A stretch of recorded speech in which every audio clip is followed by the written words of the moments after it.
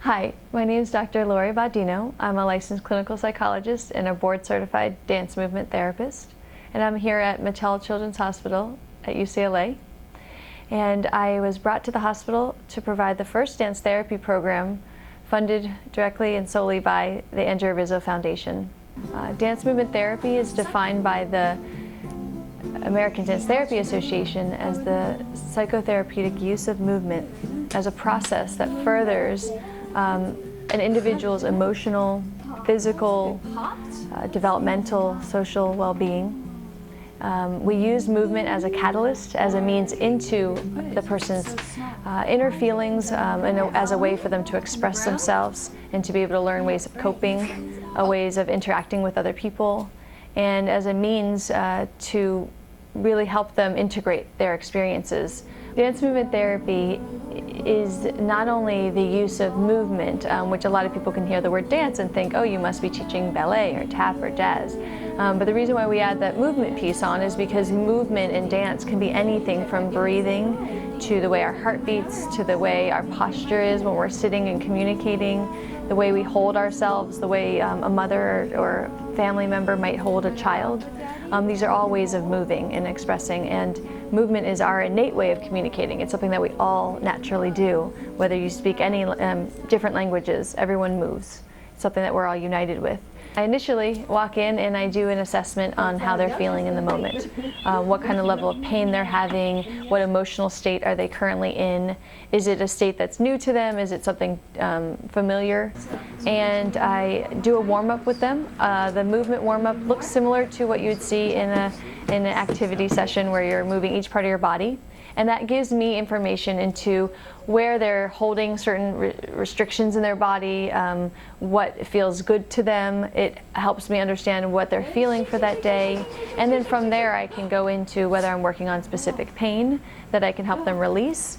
I can take them into a journey, like a pretend place where they can imagine going somewhere in a familiar place, something more pleasurable than the one they're in, so they can access that later on when they're going through a procedure as a coping mechanism, and or just helping them move their bodies to express themselves and kind of release some of the frustrations or sadness or grief that they might be going through. In a dance movement therapy session, the sessions could look very different. Some sessions will involve props, such as you'll see pom-poms and parachutes and lots of things of colors and different textures, sounds, music's used, instruments are used. These are all as a means to help the patient or individual really connect to what they're feeling. So it looks very playful and it looks like nothing's happening, but there's a lot of messages, a lot of information happening, a lot of goals and expectations that are being met through the therapy. A session can be anything from just breathing and doing guided imagery. A lot of times with pain patients we do guided imagery work, taking them to a place and a way to relax and help their muscles have a new memory of a positive experience that they can then access later on. Or very active play movement, having the children take turns being the leader. It's a chance for them to have control, which they don't get often at the hospital and or at home. Taking turns and sharing an experience with other children and with family members. So therapy sessions can look very different. The main point is to be present with what the child is going through and helping them just to stay present with them in that moment and take them into a healing place. When I think about the goals of the treatment here at the hospital, I'm looking at sometimes very short-term expectations. Giving the child a distraction for that moment, for that day, to have an experience other than what they've been experiencing at the hospital is one, kind of on the surface part of the therapy, going in there and giving them a place to be and experience some laughter and some play.